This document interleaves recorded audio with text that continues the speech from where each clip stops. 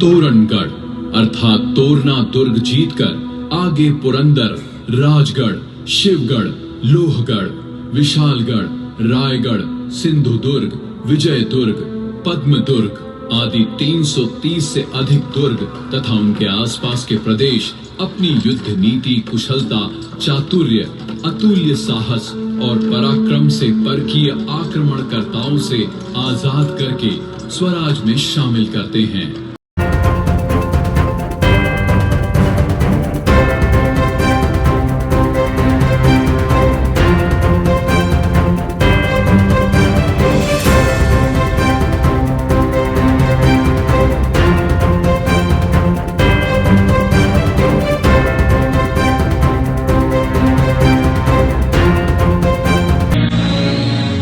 नवऱ्यापुढे आणि पोरापुढे एका विवाहित स्त्रीची विटंबना केल्याबद्दल दररोज चापकाचे 5-5 फटके सकाळ सायंकाळ ह्याच्यावर ओढावेत।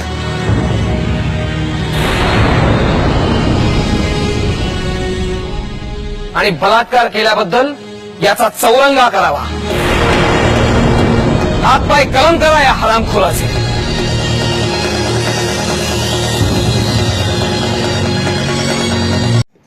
नमस्कार, मी विजय काते। आपण पाहता लोकसेवा लाईव्ह बातमीपत्र।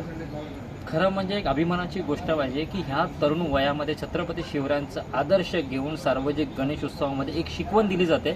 याचा आदर्श मीरा रोडच्या महाराजांनी दिलेला आहे। या मीरा रोडच्या महाराजामध्ये तरुण मंडळीने एक चित्रफित तयार केली। त्या चित्रफितमध्ये छत्रपती शिवरायांच्या अगोदरचं मुघलांनी केलेलं राज्य, त्याच्यानंतर छत्रपती शिवरायांनी त्या मुघलांवरती काप केल्यानंतर जो भगवा झेंडा फडकवला होता, त्या आपल्या किल्ल्यावरती जे भगवे झेंडे फडकवले होते, त्याच्यानंतर छत्रपती शिवरायांच्या काळामध्ये महिलांवर होणाऱ्या अत्याचारांबद्दल इथे वाचा फोडलेली आहे।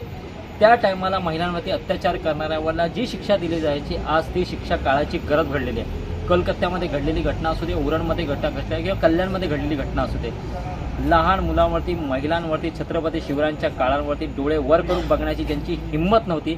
आज बायकांवरती, स्त्रियांवरती हात टाकणारे उभे राहिलेले आहेत। कुठेतरी आजच्या घडीला छत्रपती शिवराय हे पुन्हा एकदा नव्याने कळावे, यासाठी हा माणूस आहे। नक्की हा कार्यकर्त्यांना आपण इकडच्या विचारूया की नक्की त्यांची पाठीमागे यांच्या भावना काय। सर, एक अभिमानाची गोष्ट म्हणजे ह्या शीतलनगरमध्ये आपले गेली कित्येक वर्ष महाराज गणपती इथे उभारलं जातं। शहीद मेजर कौस्तुभ राणे ते पण ह्या साईडला राहणार आहे, एक अभिमानाची गोष्ट आहे। दुसरी गोष्ट, संपूर्ण जगामध्ये गणेशोत्सवामध्ये शोषा चालू असताना कुठेतरी छत्रपती शिवाजी महाराजांची शिकवण आजच्या तरुण पिढीला द्यावी, हा इकडचा माणूस तुमच्या तरुण मंडळीने केलेला, त्याबद्दल आपण काय सांगाल? आज मितीस आता आपल्या भारतात, महाराष्ट्रात ज्या काही घडामोडी चाललेल्या आहेत, लहान मुलींपासून ते स्त्रियांवर जे अत्याचार होत आहेत, ती एक संकल्पना आमच्या संपूर्ण मुलांच्या आणि संपूर्ण मंडळाच्या डोक्यात होती।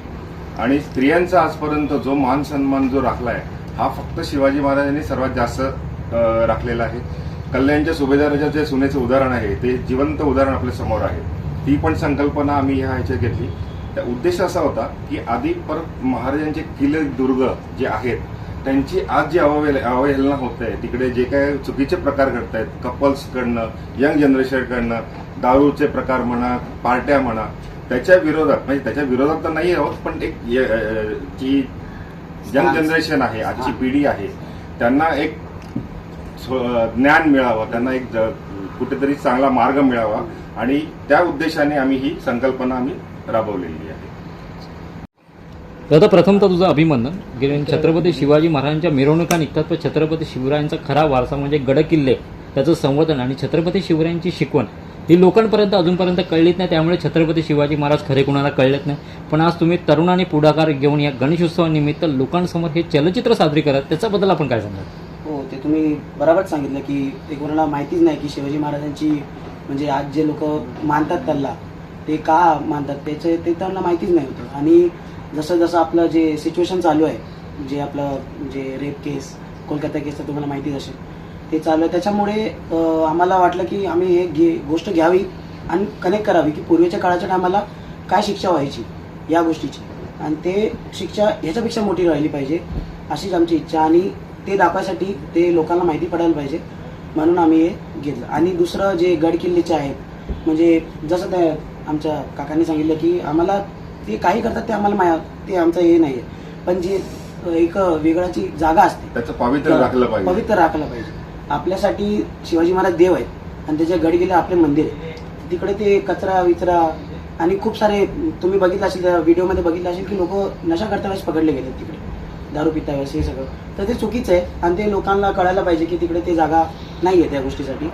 आणि सरकारकडनं पण त्याची जपवणूक जशी व्हायला पाहिजे आज मितीस ती होत नाहीये. त्या उद्देशाने जनजागृती करण्याचा आमचा छोटासा प्रयास आहे या सगळ्या संपूर्ण इव्हेंट मध्ये. याच्यामध्ये आम्ही असं पहिल्यांदा ठरवलं होतं, जेव्हा आम्ही ही स्क्रिप्ट करायचं ठरवलं तर आम्ही पहिला मुलांना सांगितलं की तुम्ही पहिला तुमच्या हाताने स्क्रिप्ट लिहून घ्या.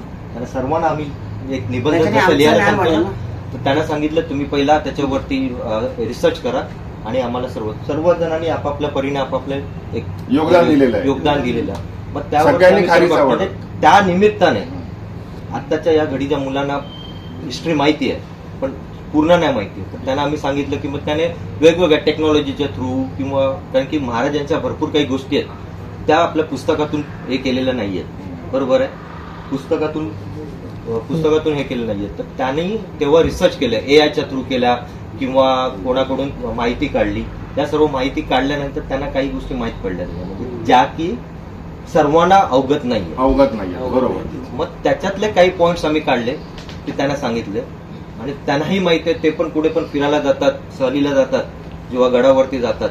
आज ते पण तरुण मंडळी आहेत, पुढे कुठेही जा, सर्वांनाच आम्ही दोष देत नाही. तरुण मंडळीमध्ये काही लोकांच्या अभावामुळे सर्वांचंच नाव खराब होतं. तर तेव्हा आम्ही त्यांना सांगितलं की आपण असं करूया म्हणून आणि मग आम्ही ती सुरुवात पुढे केली. अजून त्यानंतर याच्यापेक्षा जास्त आहे. आणि मग या लहान मुलांनी पण- सर्व स्केच बनवले, हम्म. स्क्रिप्ट वरती हे वाक्य केलं. त्यांना आम्ही स्टुडिओमध्ये पण घेऊन गेलो होतो. प्रत्येकाला आम्ही सांगितलं पण होतं की तुम्ही बघा. गेल्या वर्षी पण आम्ही इस्रो केलं होतं, तर 2-2च्या टीमने आम्ही त्यांना सांगितलं होतं की तुम्ही बघा, त्याच्याने तुमचं नॉलेज वाढेल. मी तुम्हाला या आमच्या शोच्या माध्यमातून अजून एक गोष्ट सांगू इच्छितो की आम्ही आगमनाच्या दिवशी आम्ही एक लेझिमचा कार्यक्रम ठेवला होता, जो अजूनपर्यंत आपल्या मीरा रोड भाईंदरमध्ये कुठेही झालेला नाहीये. हा आमचा हर्ष, ये पुढे भाऊ, हा प्युअर साऊथ इंडियन आहे आणि महाराजांची जी हे आहे ती जयघोष जो आहे आणि एका दमात 2 ते 2.5 मिनिटाचा जयघोष एका दमात बोललेला आहे, याचा आम्हाला अभिमान आहे. हा हर्ष. आणि 3 दिवसामध्ये या लोकांनी आणि संपूर्ण तयारी केली होती. त्याचा वाटल्यास तुम्हाला मी व्हिडिओ पण दाखवू शकतो त्याचा. आणि या सगळ्या मुलांनी सगळ्यांनी तर आमचं मेन उद्दिष्ट काय की त्यांनी पण हे शिकावं. दीपक सगळ्यांनी खूप मेहनत केलेली आहे ह्याच्यामध्ये. आणि ह्याच्यामध्ये ना 5% मराठी असतील पण बाकी सगळी आपली भारतीय संस्कृती आहे सगळी. हा, मुली सुद्धा होत्या, त्या आहेत, महिला. मुली पण आहेत महिला त्याच्यामध्ये. भगिनी आहेत, मुली आहेत. त्यांनी त्यांचा वेळ काढून, त्यांचा टाइम काढून त्या स्क्रिप्टमध्ये पण आणि त्या लेझिममध्ये पण दोघांमध्ये त्यांनी त्यांचा आमचा साथ सहभाग दिलेला आहे पूर्णपणे. स्क्रिप्टचं मॅक्सिमम ते मुलींनीच बघितलं. खऱ्या अर्थाने ह्या गणेश मंडळाने राज्य शासन असू दे किंवा ज्या स्मारकासाठी जे भांडतात त्यांना चपराक लगावलेली आहे. खऱ्या अर्थाने करोडो लाखो रुपयाचे जे छत्रपती शिवाजी महाराजांचे स्मारक उभे करण्यापेक्षा छत्रपती शिवरायांनी जिथे आपल्या मावळ्यांचं रक्त सांडलं ते गडकिल्ले सांभाळले तरी खरी छत्रपतींची शिकवण आहे. आज तुम्ही माझ्या बागे बघू शकता, लोकमान्य टिळकांनी सुरुवात केलेली हे गणेशोत्सव एक खरी त्याची किंमत असू दे, खरी शिकवण असू दे, ह्या मंडळाने दाखवून दिलेली आहे. वेगवेगळ्या धर्माचे, वेगवेगळ्या जातीची ही तरुण मंडळी इकडे आली, पण त्यांना एकच त्यांचा मुद्दा होता की छत्रपती शिवराय कळावे. कारण ज्यांना ज्यांना छत्रपती शिवराय कळले तिथे तिथे स्त्रीचा आदर झालेला आहे. ही अगदी चपराक आहे आजच्या तरुण पिढीला, जे इंस्टाग्राम, फेसबुक आणि यूट्यूबमध्ये गुंतलेले आहेत. खरं म्हणजे पहिले आपलं छत्रपती शिवराय समजून घ्या, नंतर हिंदू, मी मुस्लिम आणि प्रत्येक धर्मामध्ये वाद करायला सुरुवात करा. अधिक बातमीसाठी आपण पाहत राहा लोकसेवा लाईव्ह बातमीपत्र.